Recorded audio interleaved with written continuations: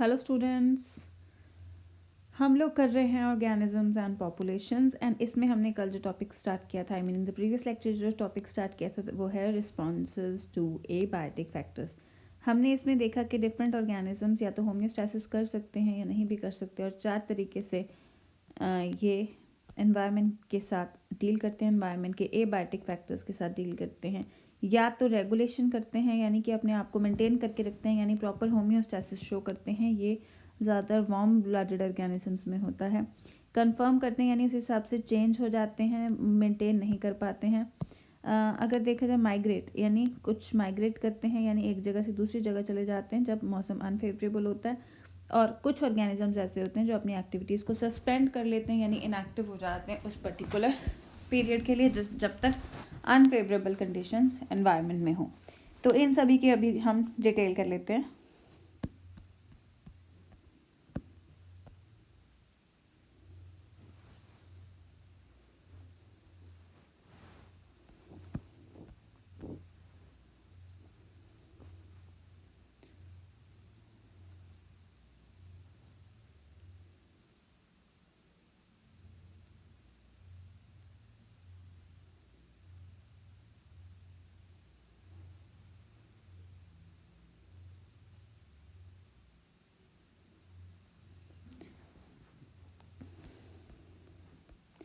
Regulate से start कर रहे हैं हम लोग, ठीक है। कुछ organisms, some organisms are capable to maintain homeostasis by physiological methods. Physiological यानी फंक्शनल, और कभी कभी ये फिजियोलॉजिकल ना हो करके बिहेवियरल भी होता है, ठीक है। तो ऐसे ऑर्गेनिजम्स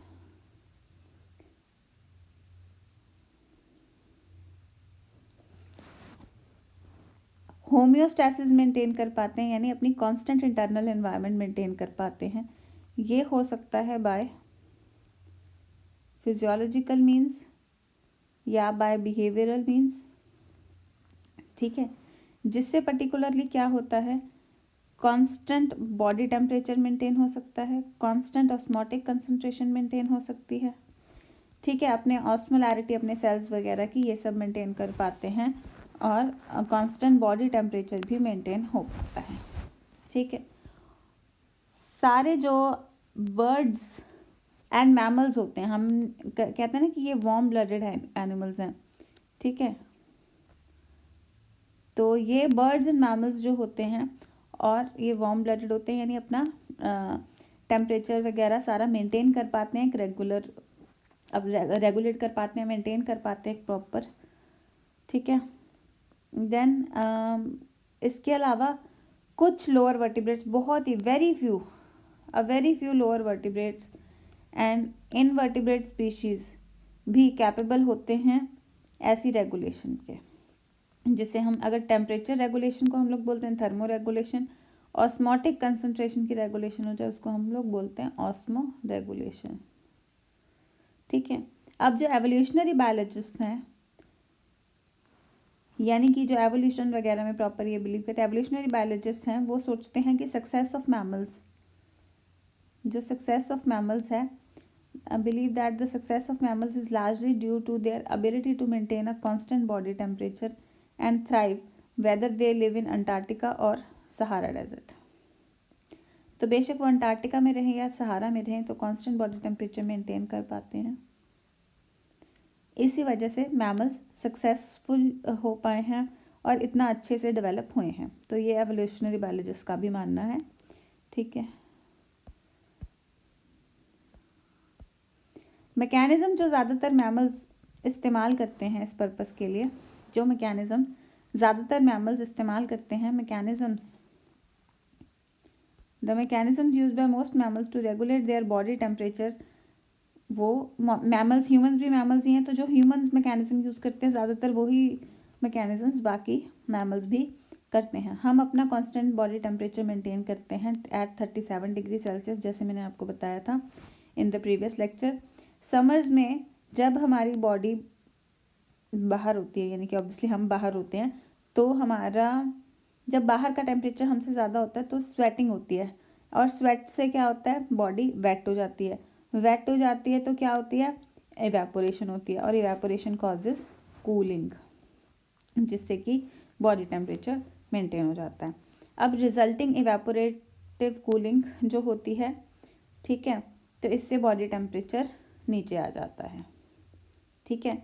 अब सेम ही similar what happens in desert cooler, हम लोग जो कूलर नहीं लगाते थे, अभी थोड़ा कम हो गया, कूलर लगाते हैं ना जो इसमें समर्स में, अभी तो ज़्यादा एयर कंडीशनर यूज़ होते हैं, कूलर्स बहुत यूज़ हुआ करते थे, अभी होते हैं कूलर्स यूज़ कुछ हद तक, तो ये डेजर्ट कूलर्स बोलते हैं इनको। यहाँ पे भी क्या होता है, आपने देखा होगा, उसमें हम लोग पंप भी चला देते हैं, ठीक है, पंप चला देते हैं तो उसके जो चार तीनों तरफ वो विंडो सी लगी होती हैं, उसमें काफ़ी जाली सी कुछ स्पंजी सा स्ट्रक्चर होता है, वो भी सारा गीला हो जाता है, ठीक है। तो वो डेजर्ट कूलर सिंपल, आगे तो पंखा लगा होता है, बाकी जो उसकी जालियाँ जब सारी वो गीली हो जाती है, तो वो गीले होने से वो जब उसमें इवेपोरेशन होती है, उससे हमें ठंडी हवा आती है डेजर्ट कूलर से, ठीक है।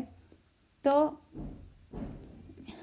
इन विंटर टेम्परेचर, देखो अब हमारी बॉडी का टेम्परेचर 37 ही रहता है, लेकिन जब बाहर का टेम्परेचर कम हो जाता है तो हमें कंपकंपी छिड़ती है, यानी शिवरिंग होती है, जो कि एक तरीके की एक्सरसाइज है, जो हीट एक्सरसाइज है, जिससे कि हीट प्रोड्यूस होती है और बॉडी टेम्परेचर इंक्रीज हो जाता है, ठीक है। ये होता है प्लांट्स के केस में,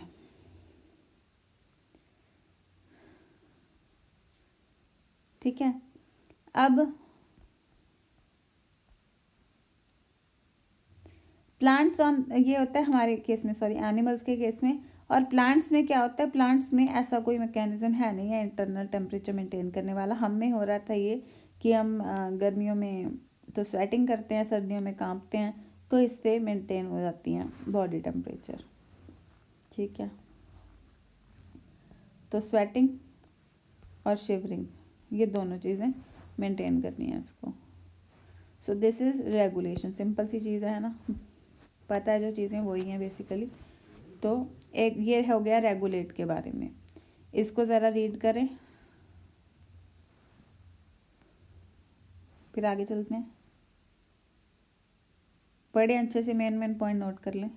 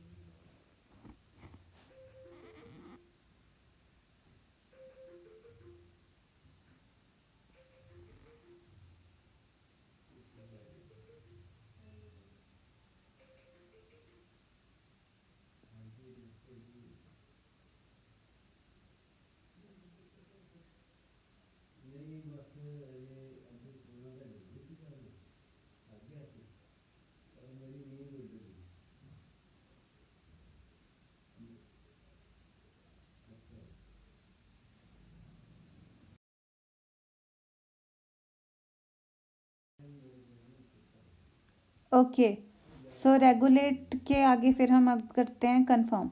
कंफर्म में क्या होता है, ओवरवेलमिंग मेजॉरिटी यानी कि 99% ऑफ एनिमल्स और नियरली ऑल प्लांट्स, ये सारे अपना कांस्टेंट इंटरनल टेम्परेचर मेंटेन नहीं कर सकते, unlike the left 1% of animals. सिर्फ 1% एनिमल्स अपना मेंटेन कर सकते हैं, बाकी अगर बात करें 99% एनिमल्स और नियरली ऑल प्लांट्स की बात करें तो इनमें से कोई भी इंटरनल टेम्परेचर मेंटेन करके नहीं रख सकता है। ठीक है, एक्वेटिक एनिमल्स में अगर देखा जाए,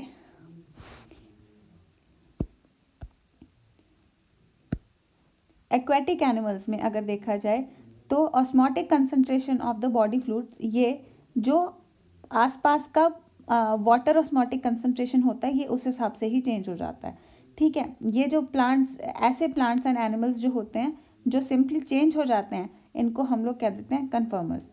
अगर हम देखा जाए कांस्टेंट इंटरनल एनवायरनमेंट का के बेनिफिट्स क्या हैं, तो हमें देखना चाहिए कि कन्फर्मर्स रेगुलेटर्स क्यों नहीं बने। ठीक है, तो हम ये ह्यूमन एनालॉजी ये सोच के कह सकते हैं कि एयर कंडीशनर की अगर बात करें तो कितने लोग एयर कंडीशनर अफोर्ड कर सकते हैं, सभी नहीं कर सकते ना। ठीक है, तो सिंपल काफ़ी लोग ऐसे हैं जो सिंपल स्वेट आउट करके ही अपना काम चला लेते हैं। ठीक है, और जो सब ऑप्टिमल परफॉर्मेंस है कि ठीक है गर्मी में भी कुछ हद तक वो काम कर पाते हैं, तो अपनी सब ऑप्टिमल परफॉर्मेंस के साथ ही वो काम कर लेते हैं। देन हम लोग मतलब जो लोग अफोर्ड कर सकते हैं वो नॉर्मल टेम्परेचर नियरली 25 जो भी हमारा सूटेबल टेम्परेचर है उसको मेंटेन करके अपना बेस्ट परफॉर्मेंस देते हैं। जो लोग नहीं अफोर्ड कर सकते वो सिंपली दे सिंपली स्वेट आउट, उनमें पसीना आता है और वो अपना 100% पर हैप्स नहीं दे पाते, जो भी उनकी परफॉर्मेंस रहती है उस मौसम के हिसाब से उसमें ही अडेप्टेड रहते हैं। देन थर्मो रेगुलेशन, यानी जो हम पहले रेगुलेट पढ़ चुके हैं हम कि क्यों नहीं कर पाए, कहने का मतलब है अगर हम थर्मल रेगुलेशन की बात करें यानी टेम्परेचर मेंटेनेंस की बात करें तो ये एनर्जेटिकली एक्सपेंसिव है एक तरीके से। ठीक है, यहाँ पे इस एग्जांपल में हम देख रहे हैं फाइनेंशियली एक्सपेंसिव एयर कंडीशनर्स की। ठीक है, लेकिन यहाँ पे थर्मो रेगुलेशन की हम अगर बात करें कि ये कन्फर्मर्स क्यों नहीं करते और रेगुलेटर्स क्यों कर लेते हैं, कन्फर्मर्स क्यों नहीं ऐसे डेवलप हुए, तो ये एक्चुअली थर्मो रेगुलेशन एक एनर्जेटिकली एक्सपेंसिव प्रोसेस है जिसमें ज़्यादा एनर्जी लगती है काफ़ी ऑर्गेनिजम्स के हिसाब से। ठीक है, सो ये ज़्यादातर सच रहता है ट्रू फॉर स्मॉल एनिमल्स, जैसे small animals like श्रूज and humming birds. क्यों इनके लिए, छोटे एनिमल्स के लिए ये ज़्यादा क्यों ऐसा रहता है, क्योंकि इनकी बॉडी छोटी होती है। ठीक है, तो हीट लॉस या हीट गेन ज़्यादातर ये सरफेस एरिया से रिलेटेड चीज़ें होती हैं। तो क्योंकि छोटे एनिमल्स का सरफेस एरिया बॉडी का ज़्यादा होता है अकॉर्डिंग टू देयर वॉल्यूम, तो इस वजह से इनका जो बॉडी हीट लूज़ होती है ये बहुत फास्ट होती है जब बाहर ठंड होती है, तो जिस वजह से ये जल्दी सर्दी में जल्दी ये क्या हो जाते हैं, ठंडे हो जाते हैं। ठीक है, तो फिर इनको इनकी बॉडी को अपना वही वार्म टेम्परेचर मेंटेन करने के लिए बहुत सारी हीट जनरेट करनी पड़ेगी थ्रू मेटाबॉलिज्म। यही एक मेन रीज़न है कि क्यों काफ़ी कम एनिमल्स पाए जाते हैं पोलर रीजन में, और जो एनिमल्स पाए जाते हैं जो ज़्यादा स्मॉल एनिमल्स हैं, वेरी स्मॉल एनिमल्स जो होते हैं, बहुत छोटे एनिमल्स, ऐसे एनिमल्स पाए नहीं जाते पोलर रीजन्स में, क्योंकि वो तो एकदम से हीट लॉस हो जाएगा वहीं पे ख़त्म हो जाएंगे, तो ऑब्वियसली ज़्यादा छोटे एनिमल्स पोलर रीजन्स में नहीं पाए जाते। तो ये एक इंपॉर्टेंट क्वेश्चन है कि why very small animals are not found in this thing polar regions. So यहाँ से आंसर शुरू होगा, thermoregulation is energetically expensive for energetically expensive mechanism for many animals, particularly for small animals. Heat loss or heat gain is function of surface area. Since small animals have large surface area relative to their volume, so they tend to lose body heat very fast when it is cold outside, and then they have to expend more energy through body metabolism. That is why they are not found. तो इस तरीके से question बनता है। ठीक है, question बनेगा why very small animals are rarely found in polar regions। ठीक है, so during the course of evolution अगर देखा जाए तो कॉस्ट एंड बेनिफिट्स मेंटेन करने के इंटरनल एनवायरनमेंट ये भी देखे जाते हैं एवोल्यूशन के टाइम पे कि क्या ये एनिमल्स को अगर वार्म ब्लडेड बनेंगे तो क्या इनकी बॉडी अफोर्ड कर पाएगी एनर्जेटिकली ये सारी चीज़ें, तो उस हिसाब से ये होता है. Some species have evolved the ability to regulate, तो कुछ ऑर्गेनिजम्स ऐसी एबिलिटी के साथ इवॉल्व हो गए हैं कि हाँ ये रेगुलेशन कर सकते हैं, लेकिन but only to a limited range of environmental conditions, कि कुछ हद तक ये एनवायरमेंटल कंडीशंस तक रेगुलेट कर लेते हैं अपने आप को, उसके बाद नहीं तो ये फिर कंफर्म ही करते हैं. ठीक है, अगर स्ट्रेसफुल कंडीशंस लोकलाइज्ड हैं या कम ड्यूरेशन के लिए होता है तो ऑर्गेनिजम्स के पास और भी दो ऑल्टरनेटिव्स हैं जो हम आगे करेंगे, सस्पेंड और माइग्रेट. ठीक है, तो ये चीज़ हम आगे करेंगे. तो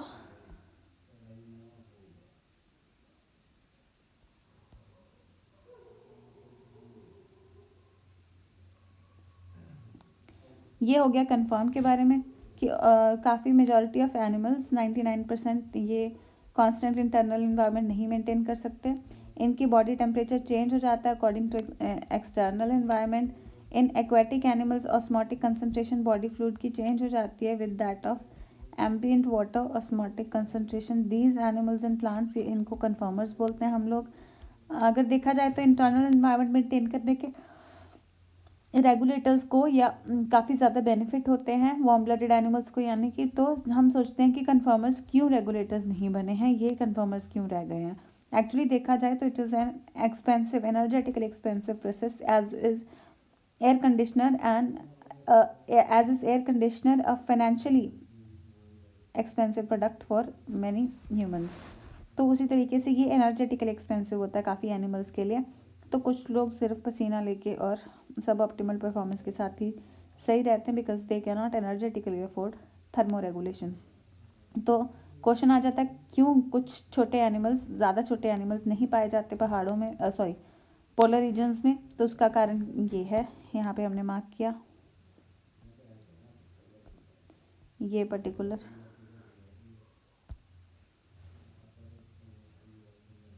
ओए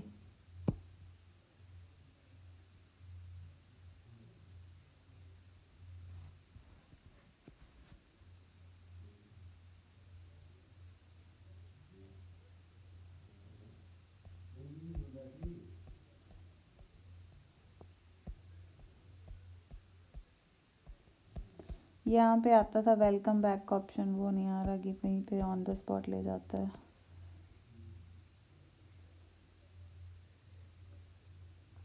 चलो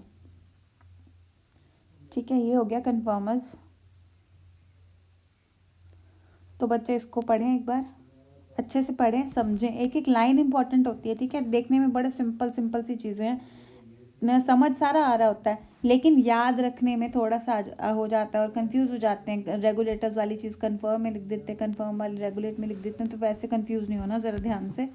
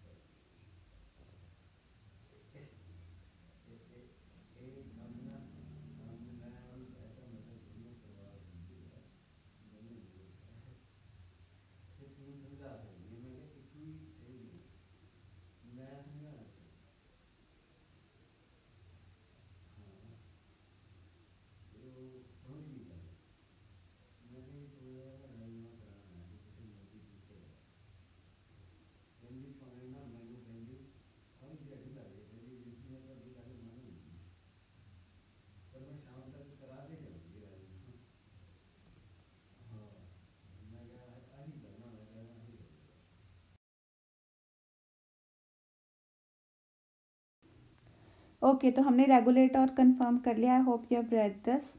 अभी हम आगे चलते हैं। हम लोग इसके बारे में कि यहाँ पे हमने देखा कि कुछ ऑर्गेनिजम्स अगर ये शॉर्ट ड्यूरेशन के लिए हों स्ट्रेसफुल कंडीशंस, तो कुछ ऑर्गेनिजम्स कुछ और मेथड्स भी अडॉप्ट कर लेते हैं, जैसे कि माइग्रेट और सस्पेंड। ठीक है, तो अब इन ऑप्शंस के बारे में हम लोग देखते हैं।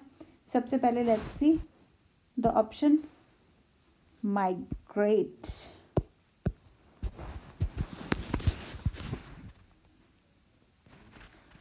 तो माइग्रेट का जो ऑप्शन है, एक्चुअली माइग्रेट कर जाना कहीं होता है, यानी एक जगह से दूसरी जगह चले जाना। तो ऑर्गेनिज्म जहाँ पे स्ट्रेसफुल हैबिटेट है वहाँ से टेम्परेरली दूसरी जगह पे शिफ्ट हो जाता है, जो एरिया ज़्यादा हॉस्पिटेबल है, ज़्यादा सूटेबल है, और जब भी ये स्ट्रेसफुल पीरियड ख़त्म होगा तब वो वापस आ सकता है।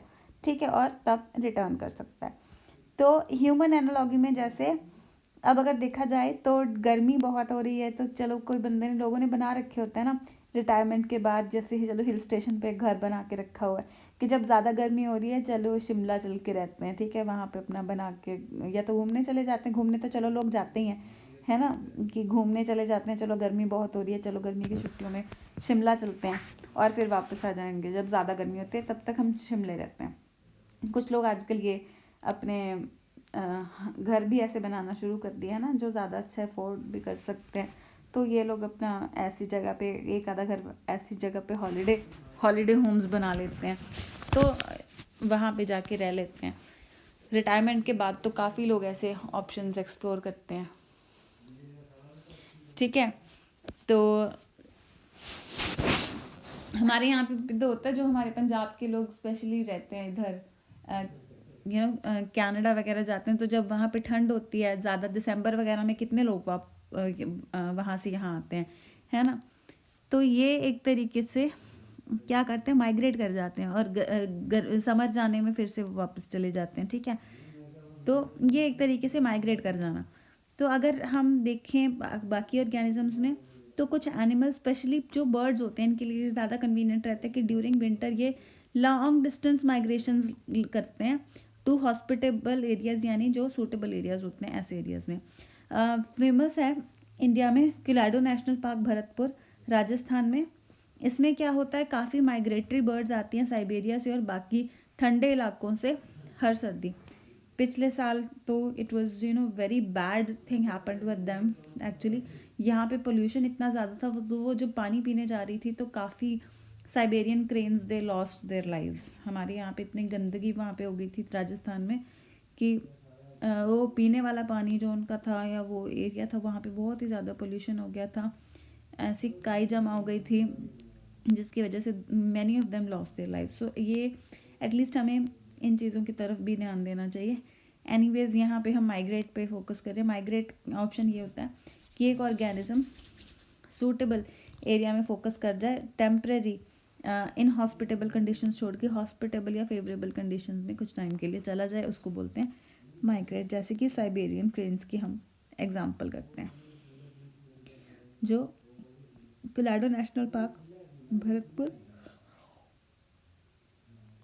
राजस्थान में आते हैं। Excuse me. ठीक है, तो ये हो गया माइग्रेट। देन सस्पेंड, काफ़ी बैक्टीरिया, फंगाई, लोअर प्लांट्स ये थिक वॉल्ड स्पोर्स बना लेते हैं।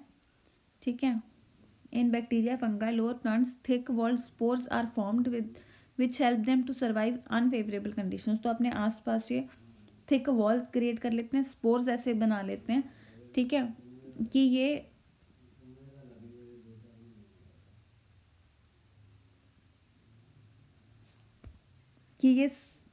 हार्ड कंडीशंस वॉल बना लेते हैं, और ये जब सूटेबल एनवायरनमेंट होती है तब ये जर्मिनेट कर देते हैं, ठीक है।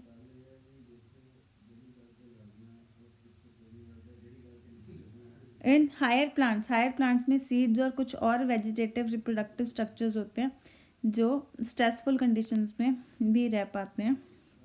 सीड्स जैसे हमारी दालें वगैरह पड़ी रहती हैं, है ना, तो अगले सीज़न में भी हम इनको ग्रो करा सकते हैं। काफ़ी ग्रेन्स ऐसे होते हैं जिनको स्टोर कर सकते हैं सीड्स के फॉर्म में, और अगले सीज़न में इनको ग्रो करा सकते हैं, ठीक है। ये नए प्लांट्स बना देते हैं अगले फेवरेबल कंडीशंस में, जब फेवरेबल मॉइस्चर और टेम्परेचर मिल जाए। They do so by reducing their metabolic activity, और ये डॉर्मेंसी में चले जाते हैं। एनिमल्स में if the organism is unable to migrate, if the organism if unable to migrate might avoid the stress by escaping in time. The familiar case is bears. जैसे अब suspend में और क्या चीज़ आ सकती है, जैसे हमने प्लांट्स के केस में सीड फॉर्मेशन या ये सब कर लिया, तो और क्या कंडीशंस आ सकती हैं। हाइबरनेशन विंटर में, एस्टिवेशन समर में, hibernation winter sleep, aestivation summer sleep, तो ये हीट और डेसिकेशन जैसी प्रॉब्लम्स को अवॉइड कर सकते हैं, ठीक है। तो अनफेवरेबल कंडीशंस में काफ़ी जू प्लैंक्टन की स्पीशीज़ होती हैं जो डायपॉज में चली जाती है, डायपॉज यानी सस्पेंडेड डेवलपमेंट में ये चले जाते हैं, और कुछ हद तक ये अपना इसको डायपॉज कंडीशंस में चले जाते हैं, तो यानी कि एक तरीके से सस्पेंडेड एनवायरनमेंट में चले जाते हैं, और तब तक फिर डेवलपमेंट अपनी शुरू करते हैं। यानी कि सस्पेंडेड डेवलपमेंट ये क्या है, काई सील जो लगी रह जाती है, जैसे पॉन्ड है, पॉन्ड के बिल्कुल साइड साइड पे ना थोड़ी थोड़ी सी ऐसे लगी रहेगी, काई सी लग गई, ठीक है। ये जू प्लैंक्टन क्या ऐसे ड्राइड फॉर्म होता है। जब पॉन्ड पूरा भर जाएगा, वापस पानी आ जाएगा, तो ये जू प्लैंक्टन फिर से इसको वापस इस तरीके से भर देगा, ठीक है। सो ये होता है इस केस में। सो ये हो गया माइग्रेट और सस्पेंड के बारे में। इन दोनों को अच्छे से पढ़ें, मैं दोनों के लिए टाइम दे रही हूँ आपको, आपके पास टेक्स्ट बुक्स भी हैं, वहाँ पे पढ़ सकते हैं माइग्रेट और suspend.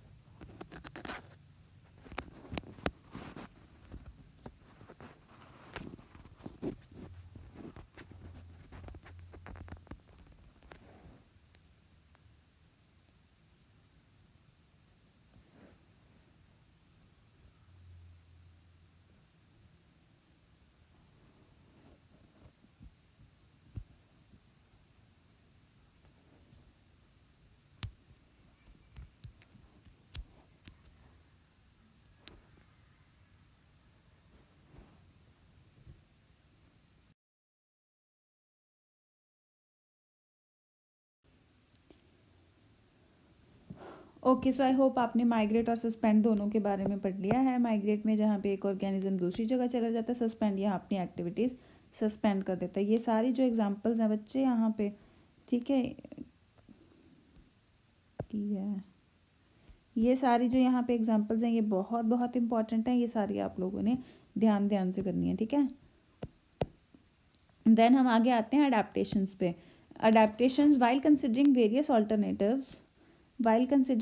Alternatives available to organisms for coping with extremes of environment. हमने 4 तरह के ऑल्टरनेटिव सारे डिस्कस किए। इसमें हमने देखा है कि कुछ ऑर्गेनिजम्स अपनी फिजियोलॉजिकल एडजस्टमेंट कर लेते हैं और कुछ ऑर्गेनिजम्स बिहेवियरल एडजस्टमेंट कर देते हैं, ठीक है, जैसे कि माइग्रेट कर जाते हैं टू लेस स्ट्रेसफुल हैबिटेट, ठीक है। अब ऐसे रिस्पॉन्सेज को हम एक्चुअली क्या कहते हैं, अडेप्टेशंस कहते हैं, और वही हम आगे हेडिंग कर रहे हैं, ठीक है। तो हम क्या कह सकते हैं, how can we define adaptation? So we can define adaptation. Adaptation is any attribute of organism, that means it can be morphological, physiological, behavioral, that enables the organism to survive and reproduce in its habitat. तो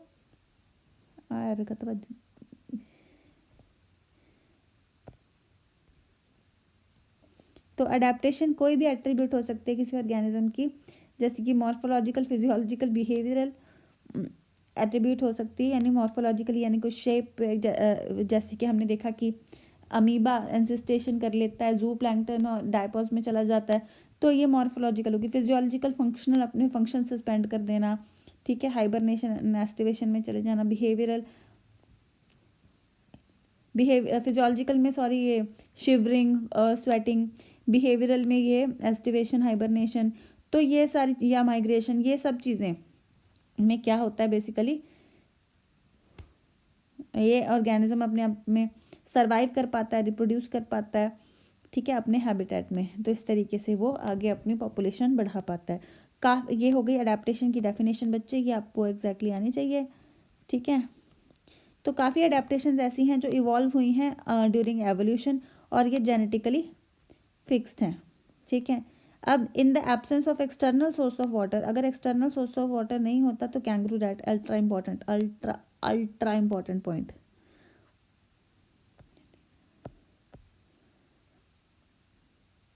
ठीक है।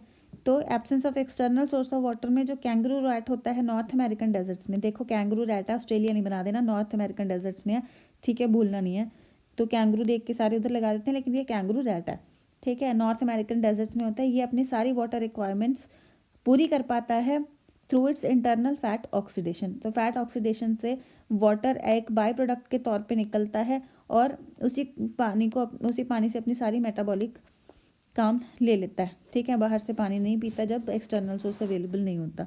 सो it has also the ability to concentrate its urine, तो इसमें इतनी ability है कि अपने urine को भी ये कंसनट्रेट कर सकता है ताकि ज़्यादा से ज़्यादा ये पानी को बचा पाए, एटलीस्ट एक्सक्रीटिव प्रोडक्ट्स रिमूव करने में ये पानी को वेस्ट ना करे। देन काफ़ी डेजर्ट प्लांट्स में भी ये हो गए, एक मिनट में दोबारा रिवाइज कराती हूँ, ठीक है। तो अडेप्टेशन क्या होती है, एनिमल किसी भी तरीके से, एनिमल या ऑर्गेनिज्म किसी भी तरीके से, बेशक मॉर्फोलॉजिकल, फिजियोलॉजिकल या बिहेवियरल चेंजेस आए, जिससे कि ऑर्गेनिज्म मतलब जो ऐसी चेंजेस जो ऑर्गेनिज्म को सर्वाइव या रिप्रोड्यूस करने दें। तो काफ़ी अडेप्टेशंस ऐसी हैं जो लॉन्ग एवोल्यूशनरी टाइम तक चलती हैं और जेनेटिकली फिक्स्ड होती हैं, ठीक है, यानी जनरेशन बाय जनरेशन चलती हैं और जीन्स में आ जाती हैं, कह सकते हैं, ठीक है। तो जैसे कि कैंगरू रैट सिर्फ एक कैंगरू रैट नहीं, सारी की सारी नस्ल कैंगरू रैट की जो नॉर्थ अमेरिकन डेजर्ट्स में रहते हैं, जब एक्सटर्नल सोर्स अवेलेबल नहीं होता पानी का, तब ये पानी बिना पिए का जी सकते हैं। अपने यहाँ जो फैट डिपॉजिट होता है इसी की ऑक्सीडेशन करके उसी का बाय प्रोडक्ट पानी निकलता है, उसी को अपने मेटाबॉलिज्म के लिए इस्तेमाल कर लेते हैं। इसके अलावा ये यूरिन को भी इतना कंसनट्रेट कर सकते हैं कि कम से कम पानी यूज़ हो एक्सक्रीशन के लिए। So that's about adaptation. ये मेनली एनिमल्स की हमने कुछ एग्जांपल्स देखी। आगे अगर प्लांट्स में बात करें तो कुछ डेजर्ट प्लांट्स ऐसे हैं जिनमें थिक क्यूटिकल होता है, लीफ सरफेसेस के ऊपर थिक क्यूटिकल होता है जो एक वाटर प्रूफ सी लेयर इसके ऊपर बना देता है। और इनका जो स्टोमेटा, यानी स्टोमेटा क्या होते हैं, एक तरीके से ऐसे छेद होते हैं जिनसे ट्रांसपिरेशन होती है, और इसके आसपास जो गार्ड सेल्स होते हैं उसमें हमें पता है सारा फोटोसिंथेसिस में मदद करते हैं, लेकिन एक तरीके से स्टोमेटा ओपन छेद होते हैं, पोर्स होते हैं, जिनसे ट्रांसपीरेशन भी होती है।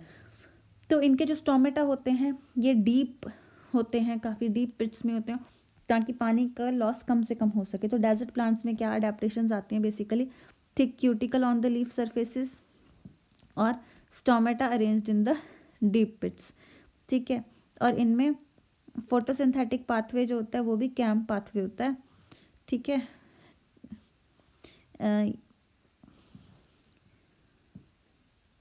जो कि इसमें पानी सेव करने में बहुत मदद करता है। कैम्प पाथवे में स्टोमेटा रात को खुलते हैं और दिन में बंद होते हैं। नॉर्मल प्लांट्स में रात को बंद होते हैं, दिन में खुलते हैं। इसमें लेकिन कैम्प प्लांट्स में रात को खुलते हैं और दिन में बंद होते हैं, ताकि दिन में खुलने की वजह से वाटर लॉस ना हो जाए।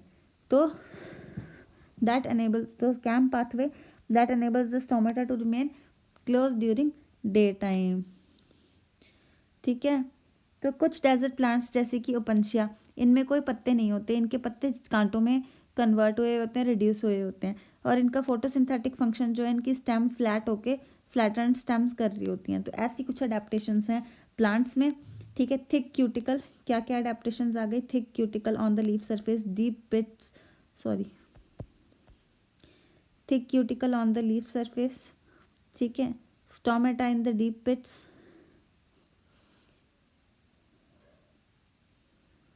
कैम पाथवे, कैम पाथवे में बेसिकली क्या होता है, जो स्टोमेटा होता है वो बंद रहता है ड्यूरिंग डे टाइम, ठीक है।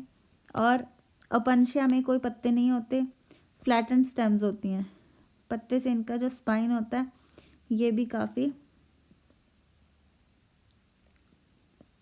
मतलब पत्ते जो है स्पाइन्स में कन्वर्ट हुए होते हैं, फोटोसिंथेसिस फ्लैटेंड स्टेम कर रही होती है, ठीक है। सो ये सब फंक्शंस होते हैं, ये सब प्लांट्स में अडेप्टेशंस होती हैं।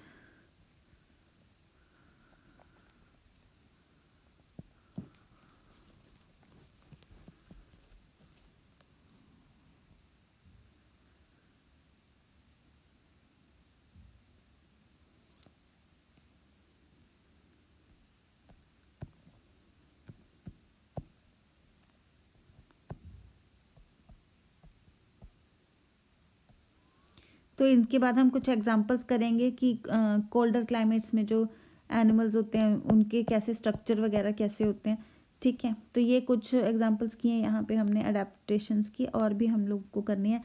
एक बार ज़रा इतनी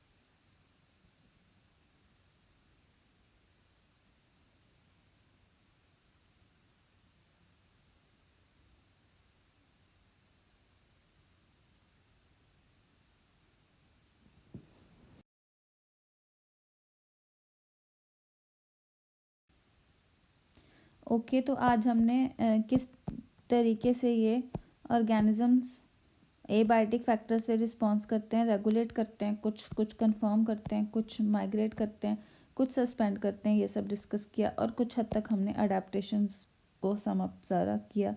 इनके बारे में हम और पढ़ेंगे, नहीं अभी पढ़ लेते हैं, ठीक है। ऑर्गेनिजम्स हम लोग फिनिश करते हैं। तो मैमल्स जो कोल्डर क्लाइमेट से आते हैं, ज़्यादातर इनके छोटे ईयर्स और लिम्स होते हैं, ताकि हीट लॉस कम से कम हो सके। एक मिनट यार, यहाँ पे ज़्यादा है, कुछ अडेप्टेशंस डेजर्ट लिजर्ड वगैरह के बारे में भी है।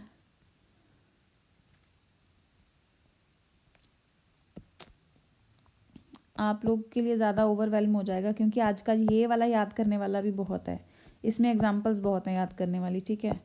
सर घूम जाएगा ऐसे तुम्हारा, छोड़ो। तो जितना है आज ये याद कर लेना, ये ना हो कि इसको छोड़ के बैठे हो मैंने, ताकि आपको बोझ ना पड़े, इसलिए यहाँ पे छुड़वा रही हूँ, ठीक है। अगले लेक्चर में करेंगे। अगले लेक्चर में अपना ऑर्गेनिजम्स यहाँ तक ख़त्म हो जाएगा, फिर यहाँ से पॉपुलेशन शुरू हो जाएगा, ठीक है। पॉपुलेशन एट्रीब्यूट्स डिस्कस करेंगे फिर हम सारे। तो इसको अच्छे से करना है, ठीक है। आधा चैप्टर एक तरीके से लगा लो कि ऑर्गेनिजम्स एंड पॉपुलेशन है चैप्टर का नाम।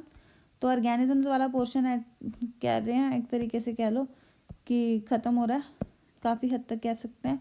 ऑर्गेनिज्म एंड इट्स एनवायरनमेंट ख़त्म हो रहा है। तो आगे हम लोग पॉपुलेशंस वाला शुरू कर देंगे मोस्ट प्रोबेबली नेक्स्ट लेक्चर में। तो ये सारा जो डिस्कस किया हमने इसमें, ठीक है, इसको अच्छे से कर लेना। तो आज हम एक बार चैप्टर यहीं पे एंड करते हैं। यहाँ पे पेज नंबर कौन सा तुम्हारा 225 225 पेज नंबर तक अच्छे से लर्न कर लेना अपना, ठीक है। +2 के बच्चे हो, नीट बोर्ड दोनों देने हैं, तो ये यहाँ पे कोई अनगैली मत करना, इसको अच्छे से कर लेना।